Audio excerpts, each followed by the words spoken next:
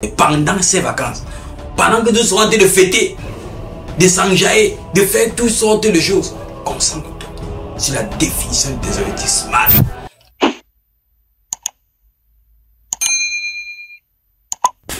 Bonsoir à tous et bienvenue une fois de plus dans notre émission Coach, j'ai une question. Ce soir, nous allons parler d'un problème que rencontrent beaucoup de jeunes à la fin du premier trimestre. On a ce problème d'insatisfaction, généralement par rapport aux résultats. On a certains qui sont insatisfaits parce qu'ils ont échoué, et on a d'autres qui sont insatisfaits malgré le fait qu'ils aient réussi, simplement parce qu'ils n'ont pas atteint l'objectif qu'ils avaient prévu.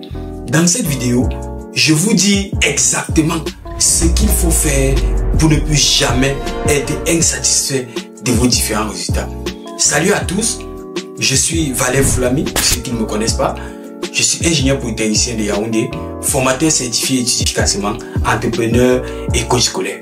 Si tu es nouveau sur notre chaîne YouTube, je t'encourage à t'abonner immédiatement, à cliquer sur la cloche de notification pour bénéficier de tous les différents contenus que nous mettons à votre disposition pour vous accompagner dès votre entrée en milieu scolaire jusqu'à l'insertion socio-professionnelle en faisant de chacun de vous un leader transformationnel.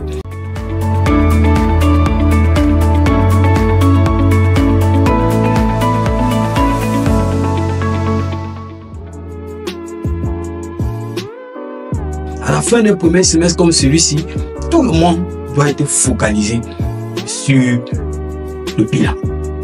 C'est vrai, pour ceux du lycée et des collèges, lorsqu'on remet les bulletins, c'est une sorte de bilan chiffré de votre trimestre.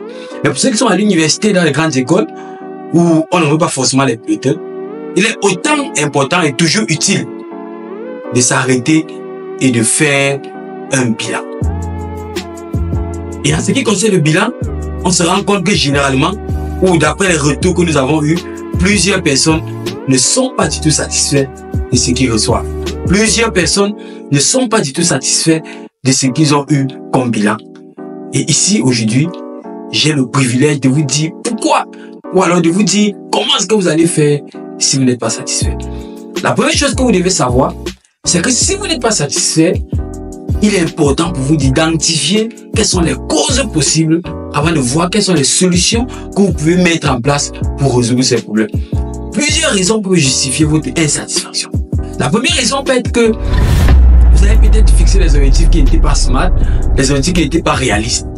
Peut-être que voilà, étant dans l'incapacité d'avoir peut-être 11 de moyenne, tu te retrouves à te fixer les objectifs de 17. Peut-être que les objectifs n'étaient pas réalistes. Peut-être que voilà, tu n'as pas fixé vraiment, c'était pas mesurable. Ça peut être un problème qui justifie la raison pour laquelle tu n'es pas satisfait. Le deuxième problème qui peut justifier ton insatisfaction peut être simplement le manque de motivation. Peut-être pendant que tu as fait ton premier trimestre, tu es entré dans la rentrée scolaire, pas de motivation, rien et tout ce qui va avec. Ça peut être un problème de ton insatisfaction. L'autre problème qui peut causer le type de résultat que tu as qui ne te satisfait pas, c'est simplement le manque de concentration. Oui, peut-être que tu as eu des objectifs smart, tu étais motivé, mais pendant le trimestre, tu t'es laissé déconcentrer, tu t'es laissé aller à tout vent. Et voilà, tu n'as pas de bons résultats et tu n'es pas satisfait. Autre chose qui est généralement l'une des choses les plus déterminantes, c'est le manque ou bien les mauvaises méthodes d'apprentissage. Oui, il y a des gens qui apprennent mal, qui ne connaissent pas comment apprendre, qui ne connaissent pas que chacun, en fonction de sa personnalité, de son type de mémoire, a une façon d'étudier. Cela peut justifier également le fait que tu aies un mauvais rendement après le premier trimestre. Et au-delà de ça, il y a la maîtrise des techniques de mémorisation, des techniques de compréhension. Lorsque vous ne maîtrisez pas ces choses-là, il peut être difficile pour vous d'être satisfait ou bien d'avoir les résultats que vous voulez. Maintenant, si vous avez une de ces préoccupations, que ce soit la distraction, le manque d'objectifs SMART, le manque de motivation, la mauvaise concentration, les mauvaises techniques d'apprentissage, les mauvaises techniques de mémorisation, l'incapacité à travailler en équipe, il y a un moyen pour contourner ça. Il y a des choses que vous pouvez faire pour contourner ça. La première chose que tu dois faire, c'est que simplement, si tu n'avais pas bien défini tes objectifs en début d'année, Alors, avant de commencer le prochain semestre, pendant ces vacances, pendant que nous serons en train de fêter, de s'enjailler, de faire toutes sortes de choses, concentre-toi sur la définition des objectifs SMART pour l'année 2025. Oui, si tu ne connais pas comment on définit les objectifs SMART, rentre dans notre chaîne. Il y a une des vidéos qui ont été faites précédemment qui t'explique clairement comment définir les objectifs, comment définir les priorités. Ça, c'est la première chose.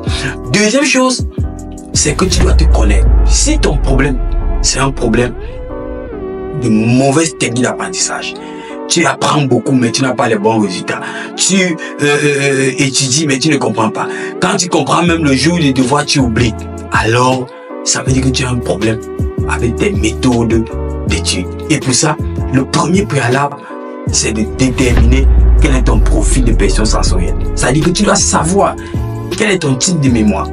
Nous avons plusieurs types de mémoire. Nous avons des personnes qui ont les mémoires visuelles. Ceux-là ont besoin de voir pour retenir. Nous avons des personnes qui ont les mémoires kinesthésiques. Ceux-là ont besoin de toucher, d'écrire pour retenir. Nous avons des personnes qui ont les mémoires auditives. Ceux-là ont besoin d'entendre pour écrire. Donc, ce que je te recommande de faire, c'est de faire immédiatement ton test de profil de personnes sensorielles ou de type de mémoire pour savoir déjà si tu as une mémoire visuelle, auditive ou kinesthésique. Une fois que tu sauras quel est le type de mémoire que tu as, il y a un ensemble de techniques d'apprentissage que tu dois avoir en fonction de ton type de mémoire. Par exemple, si tu as une mémoire auditive, ce que tu dois savoir, c'est que le meilleur moment pour toi de retenir, de comprendre une leçon, c'est pendant le cours.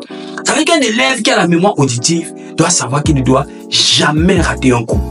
Un élève qui a la mémoire visuelle, il doit toujours tenter de prendre les notes. Toujours attentif en classe parce qu'il va retenir les gestes, ce que le professeur a mis au tableau, les éléments visuels autour duquel le professeur va agencer son cours. Donc ce genre de personnes sont les gars qui doivent toujours être en classe. Et quand ils sont en classe, ils doivent être concentrés. Et ceux qui ont la mémoire kinesthésique ou tactile, c'est ceux qui doivent toujours en train de prendre les notes. Ils doivent se rassurer qu'ils écrivent régulièrement, qu'ils sont toujours en train de pratiquer. Quand on dit qui va aller au tableau, il doit être parmi ceux qui vont aller au tableau. Quand on dit qui veut essayer, il doit être parmi ceux qui vont essayer. Parce que ceux qui ont la mémoire kinesthésique et tactile, c'est ceux qui apprennent en faisant. C'est ceux qui apprennent avec le sens du toucher. Et c'est pour ça, chers amis, qu'on va souvent voir des élèves qui marchent ensemble, l'autre est tellement brillant, l'autre échoue. Et parfois, on croit que certains sont des noyaux. Simplement parce que, par exemple, si un kinesthésique marche beaucoup avec un auditif, le kinesthésique peut amener l'auditif à manquer le cours. Sauf que le kinesthésique n'a pas trop besoin d'être en classe pour retenir ou pour comprendre. Quand il est en classe, il ne comprend pas grand-chose. Il comprend quand il commence à travailler, quand il commence à faire. Donc, il peut rater un cours avec l'auditif, sauf que l'auditif n'aura plus jamais l'occasion d'avoir ce cours.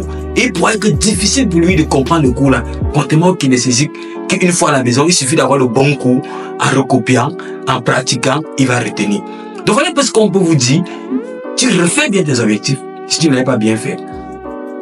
Tu détermines ton profil de personne sensorielle pour savoir quelles sont les méthodes d'études efficaces qui sied à ta personnalité et à ta personne. Et ensuite, tu te mets au travail avec discipline, avec constance, avec patience, avec persévérance. Si tu le fais, je peux te garantir que l'année 2025 sera une année pour toi de succès. Et pendant cette période de fête, je vais t'encourager. C'est bien, il faut se reposer, il faut un peu s'amuser, mais il ne faut pas perdre de vue que si tu te reposes et tu t'amuses alors que tu n'as pas été satisfait par tes résultats, à la fin de l'année, tu n'auras que tes yeux pour pleurer. Et n'oublie pas, dès le mois de janvier, il y a une course que subissent les programmes académiques, qui ne vont s'achever, qui ne va s'achever qu'aux examens officiels. Donc il n'y aura plus le temps à perdre. À partir du deuxième trimestre, ça va très vite. Donc, je vais t'encourager à rester focalisé, à te mettre au travail. Merci de nous avoir écoutés. J'espère que vous allez très bien mettre cela en pratique. Et pour ceux qui ne savent pas comment faire pour faire le test de profil de personne sensorielle de type de moi, allez simplement sur le site internet www.blesscorporation à la rubrique test. Vous choisissez le test de profil de personne sensorielle. Vous faites votre test, vous connaîtrez quel est votre type de mémoire et à partir de là, vous pouvez nous contacter au 690 20 88 68 et on pourra compléter avec vous en fonction de votre type de mémoire des techniques d'apprentissage qui vont avec. Merci de nous avoir écoutés. Partagez massivement la vidéo si vous avez aimé. Laissez-nous un commentaire qui peut en nous donnant vos questions. parce que nous sommes là pour répondre à vos préoccupations. Vous pouvez poser vos questions en commentaire, poser vos questions dans les différents canaux qui seront mis à votre disposition et nous vous ferons le plaisir de vous apporter des réponses. Merci encore à chacun d'entre vous. Rendez-vous vendredi prochain pour notre prochaine émission. Coach, j'ai une question.